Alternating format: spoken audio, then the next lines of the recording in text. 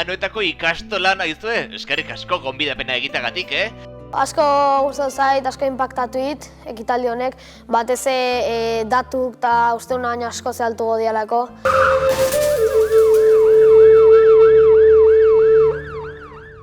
Impactantea, ze eman dizkigute datu batzuk, adibidez, eguneroko hildakon bataz bestekoa. Jakitea daola bataz besteko bat, 21 istripuk egunero Euskadin eta askoa.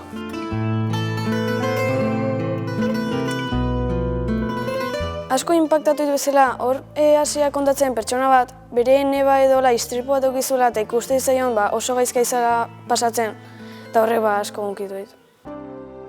Ez dala egongo, ez tozula berriro ere bere barriek entzungo, ez tozula berriro ere bere usainak etxean eukiko.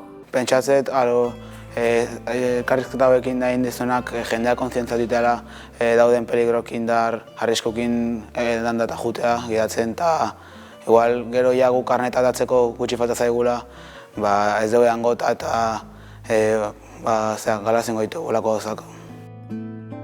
Ikasleek nik usteet bastante ikasi dutela eta nik usteet kontura hartuko dutela bizikletan eta lebitzien. Kaskoa emateana, batzutan inkomodo egite zaigu eta bizikletan juteakon kaskoa jute geha eta horrek gure bizitza arriskun jarri dezake. Dami nahi asko gustatu zait baita, probatako muñeko eta baita, nola hitzaitezun da baita oso ulergarria intzaitu. Lan berria daukat, eta oso polita ganera zuekin hemen egotekoa. Ondo ze robota, baino ikusten gure izenak tasate zitula, eta orduan puntu hori emate jo, elkarrizketari. Adam beira, zuretzako galdera daukat eta zei bilgailu mota gidatzen duzu zuk orokorrean? Oso inteligentea esan dezakegu.